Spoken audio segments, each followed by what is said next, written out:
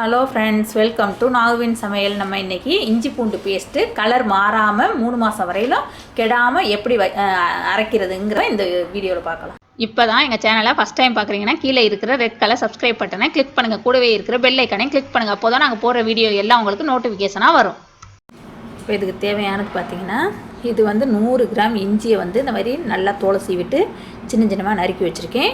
அப்புறம் 150 கிராம் பூண்டு எடுத்து அதுவே நறுக்கி வச்சுருக்கேன். 100 கிராம் இஞ்சினாக்கா 150 கிராம் பூண்டு எடுத்தோம்னா தான் கரெக்டாக இருக்கும். அப்புறம் 1 டேபிள் ஸ்பூன் அளவுக்கு உப்பை நல்லா வறுத்துட்டு, அது வறுத்த உப்பு நம்மளுக்கு சூடு இல்லாமல் இருக்கணும். அது பார்த்துக்கங்க. நல்லா ஆறுனதுக்கப்புறம் தான் நம்ம சேர்க்கணும். அது உப்பு 1 டேபிள் ஸ்பூன் அளவுக்கு எடுத்து வறுத்து வச்சுருக்கேன். அப்புறம் கொஞ்சம் எண்ணெய், எந்த எண்ணெய் வேணாலும் நம்ம எடுத்துக்கலாம். அது எண்ணெய் ஒரு 1லேருந்து 1.5 டேபிள் ஸ்பூன் அளவுக்கு நீங்கள் எடுத்துக்கோங்க. நல்லெண்ணெயாக இருந்தாலும் சரி, கடலை எண்ணெயாக இருந்தாலும் சரி, எந்த எண்ணெய் வேணாலும் யூஸ் பண்ணலாம். அதுக்கு இப்போ இதில் இஞ்சியை ஃபஸ்ட்டு சேர்த்துக்கலாம். இது நம்ம நிறம் மாறாமல் அப்படியே நம்ம அரைச்சி வச்சோம்னாக்கா 1 மாதம் 2 மாதம் ஆனாலும் அப்படியே இருக்கும். இல்லைன்னா இஞ்சி பூண்டு பேஸ்ட் நம்மளுக்கு கலர் பச்சை கலரில் மாறிட்டு வந்துடும். அந்த மாதிரி மாறாமல் இருக்கிறதுக்கு தான் இந்த மாதிரி செஞ்சு அரைச்சி வச்சோம்னாக்க, நம்ம கடையில் வாங்குகிற இஞ்சி பூண்டு பேஸ்ட்டெல்லாம் அவ்வளோ நல்லதில்லை. அதில் கண்ட இதுவும் சேர்ப்பாங்க. அதனால் நம்ம வீட்டிலே அரைச்சோன்னாக்க நம்மளுக்கு நல்ல இதுவாக இருக்கும். ஃபஸ்ட்டு இதை ஒரு சுற்றி எடுத்துக்கலாம். கொஞ்சம் நைஸாக வந்ததுக்கப்புறம் தான் நம்ம எண்ணெய் சேர்க்கணும்.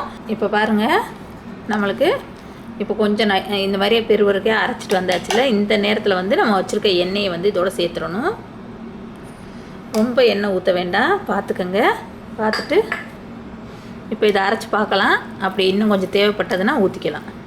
இப்போ பாருங்கள், நல்லா அரைச்சி இந்த மாதிரி பேஸ்ட்டாக வந்ததுக்கப்புறம் நம்ம என்ன பண்ணணும்னா, நம்ம இது சூடு பண்ணி வச்சுருக்கோம்ல உப்பு, நல்லா ஆற வச்ச உப்பை இதில் சேர்த்துக்கலாம். சேர்த்துட்டு நல்லா கிண்டி விட்ருங்க. நல்லா கிண்டி விட்டுட்டு நம்ம ஏதோ இப்போ ஒரு டப்பாவில் போட்டு மூடி வச்சிடலாம். நல்லா எல்லாம் ஒரே மாதிரி சேர்கிற மாதிரி கிண்டி விட்டுக்கணும். இது நம்ம நல்லா நீட்டான ஏர் டைட் கண்டெய்னரில் போட்டு நம்ம மூடி வச்சிட்டோம்னாக்க நம்மளுக்கு அப்படி ஃப்ரெஷ்ஷாகவே இருக்கும். இப்போ அரைச்ச மாதிரியே நல்லா யூஸ் பண்ணிக்கலாம். நல்ல டப்பாவில், காற்று போகாத டப்பாவில் போட்டு மூடி வச்சுக்கோங்க. இப்போ பாருங்கள், நம்மளுக்கு இஞ்சி பூண்டு பேஸ்ட் ரெடி ஆயிடுச்சு.